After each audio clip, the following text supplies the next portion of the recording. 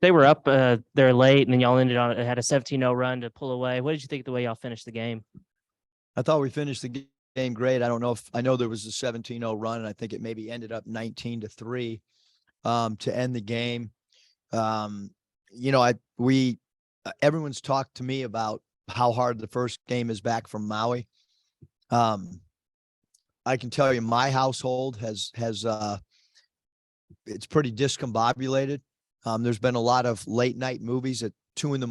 because I thought the players would be fine, and I thought some of them were, and I thought some of them looked like they were still on Maui time.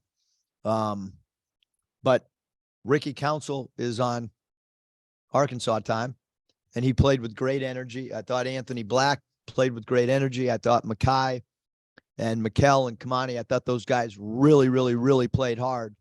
Only 5 turnovers in the second half, so we took much better care of the basketball in the second half. Really happy that Nick got in the game. He was on a minutes restriction, and you know, I think now he's going to have, you know, these days to practice, which I think will really help him between games. So, and he's anxious, and we're anxious too. So a lot of positives and some areas we got to get better at too. Seemed like Ricky really took over down the stretch. Was that kind of by design? Did you set things up specifically for him, or how did that kind of play out? We did. We wanted to run middle pick and roll against their zone with Ricky and Anthony. And Ricky, you know, in Maui became our go-to guy. He's really tough to stop going to the basket. And then he draws free throws attempted, and then his mid-range pull-up game is, I mean, he rises over people. So he's playing with a lot of confidence, and he's playing with a lot of energy, and he's playing with a lot of joy. Even my daughter doesn't really, she's not really into basketball, but she even said the other night how fun it looks like Ricky has playing the game. Eric, as far as that deep three, and he's 0 for 3 on threes, and he said you told him, hey, take it to the rack and all that. But obviously the shot clock was run down. Just what do you think of that shot? Because I think at the time you guys were only up 1. I hate that sidestep 3 that he takes, but I loved it on that particular shot. That's the only one he shot that I've liked since we met each other. But I mean, he really didn't have any choice. I mean, how clutch a shot was that? It was huge. I thought that it took spirit away from Troy.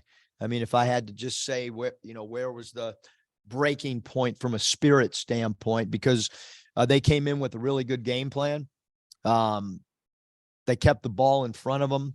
And that was a momentum changing shot.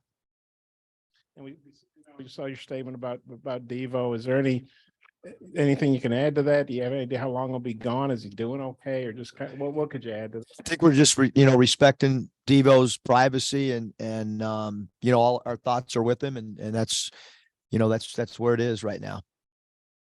Yeah, Eric, you got 14-9, 3 blocks from Mackay tonight. Ricky was in here saying that he was driving to the arena and he just had a gut feeling that Mackay was going to have a big game tonight. What do you think? Maybe I should ask him before the next game who he's got a feeling about, and it might save me some stress. Thanks for telling me that, Scotty. What keyed Mackay's night? It seemed like offensive glass early and then just energy from there. Yeah, I thought his offensive rebounding. I thought his when we run pick and roll with Kel, Kai, and Kamani, we always talk about being a dynamic roller. And I thought he rolled really hard to the rim, even on things that he didn't get the ball. I thought you mentioned the offensive rebound, Scotty, in the first half. I thought that they were coming off his rolls, and then he was just kind of hanging around the dunker spot. He plays really hard. He practices really hard. So does his brother, and that's so does Kamani. And so these guys they're producing in games. I mean, 2 weeks ago, did anybody think Kamani was going to play 32 minutes? No, not even me. But he's doing a good job. And so when you play hard, you play minutes. Staying with that theme, Mackay said that you've been really emphasizing, an increased role for the bigs. Just what have you been talking to them, and how did Mackay's game kind of fit into that? Well, tonight we played a little bit bigger than we have at any point during the year. Brazil was at the 3 spot tonight. some which we haven't done much. We have a little bit of our roster management. We're a little bit bigger than we have been, and so as we continue to get into SEC play, there's a possibility that there's going to be games where we have to have two bigs, which is why we went out and recruited, more size, because we felt maybe, and it's really hard because like Jalen Graham's he's a really good offensive basketball player, and he didn't get in the game tonight. So it's hard to kind of fit all those guys in. But I think everybody saw in the second half, I was much more willing to play big than go with some of our perimeter players, and probably gonna tilt that way a little bit more so than the other way. Nick wasn't going to be Nick, first game back after missing all those games, but how do you anticipate kind of trying to integrate him now that he's been cleared? Yeah, that's a great question, Christine. There's when you've coached a long time, I've been down, this situation a lot. Players on a minutes restriction, really good player. Team has played pretty well. And then there's all these dynamics that you're trying to work in. And then you also want the player to, to be healthy too. And so, I think the biggest thing that I kept thinking about is he's going to have 4 days of practice leading up to the next game. And Nick's really anxious to play, and we're really anxious to have him play. And I knew the first game, it's could be an NBA all-star. It's not an easy situation for a player. I mean, you're talking about both teams being 6-7 games in, while a player has been slowly progressing. So, and the crowd gives him somewhat of a standing ovation or whatever, because they're excited for him. It's not an easy situation for a young man to be in, but I got all the confidence in the world that through these next practices and, these next couple games, it's the schedule lines up good that we have 2 more home games, coming up. And he probably could have waited, quite frankly, to put on the uniform till Saturday. But he wants to be a great teammate, and he wants to contribute. And so now game 1's out of the way, which I think is a good thing, because I kind of anticipated that, it's not easy for a player to jump in like that, especially when let's face it, we just got back from playing 3 games in 3 days for Maui.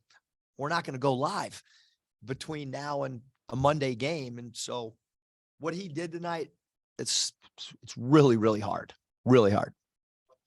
So do you anticipate him being on a minutes restriction for the next couple of games, kind of just increasing it gradually, or? Great reporting.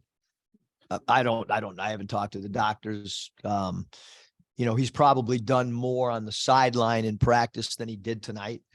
So I haven't had that meeting. And then Brazil, is he one of those guys you think that maybe was a side effect of just being tired from the trip, or what do you think contributed to his? Yeah, I thought he performance struggled tonight. He's had some really great games for us, but tonight was not one of them.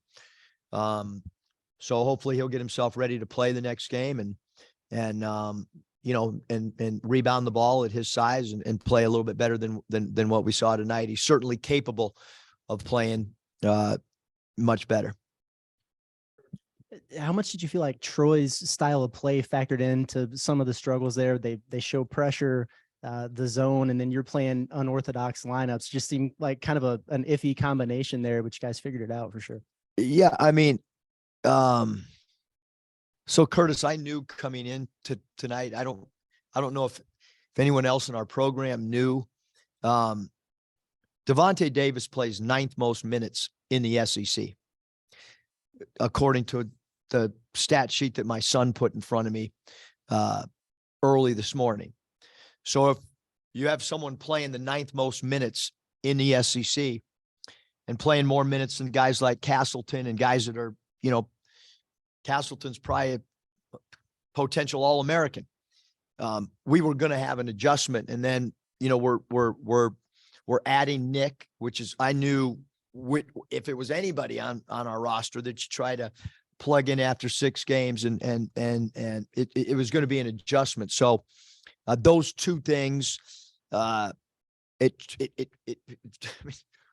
had a player that that didn't play tonight. Like I said, that according to the stat sheet, whenever Michael gave it to me, was playing 9th most minutes in the SEC. So did Troy play an excellent game? No question. Thought their coaching staff did a phenomenal job, but I also knew that we were playing lineups that we haven't played all year. Eric, when you were struggling to put them away in the second half, were you tempted to put Nick in for a boost, or did you think that really wouldn't be fair to him given the circumstance? I thought about it probably 4 or 5 times about putting Nick back in, maybe more than 4 or 5 times. And I just thought it was completely unfair once we got past the 12-minute mark. I'm not going to do that to a player when the game was a 1-point game and he had sat for that long. I just did not think it was fair to any player. I would, if Gilbert Arenas was sitting there, I wouldn't have. You just don't do that to a player in a 1-point game when he sat that long. In the summer, obviously everything was accelerated because you guys are playing Europe and having practices. But the Mitchell twins they didn't do much in Europe, and maybe you're thinking that these guys are going to be that good, and obviously come a long way since then. For what y'all, I mean, how good is it that they're doing what they're doing, and that you're getting some help from the bigs that you were looking for? I think you bring up a great point, Bob. I mean, the one thing about playing here is if you practice hard, if you contribute when you're given minutes, I think they're a great example. So is Kamani. I mean, Kamani did not play in 2 games in Maui. And then when called upon, he forced, my hand or our hand where we couldn't take him out of the game. He was playing with so much energy.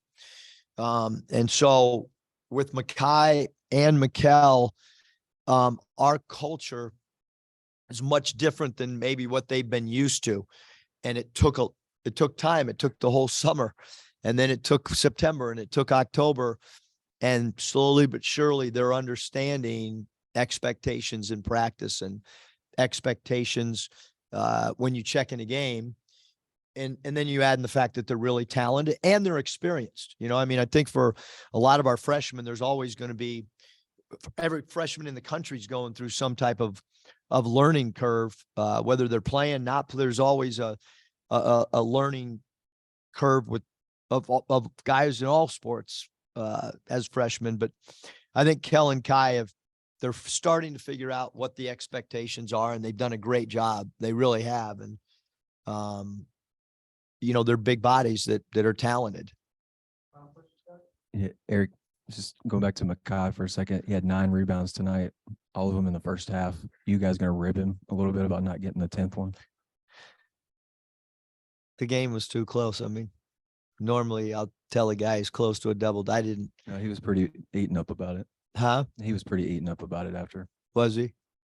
Yeah, I probably would be I too. think he let one slip through his hands late. It's really hard though when you got the stat sheet and I'm just crumpling it up. I wasn't looking at it. I was crumpling it up every time out of frustration. All right, see you guys.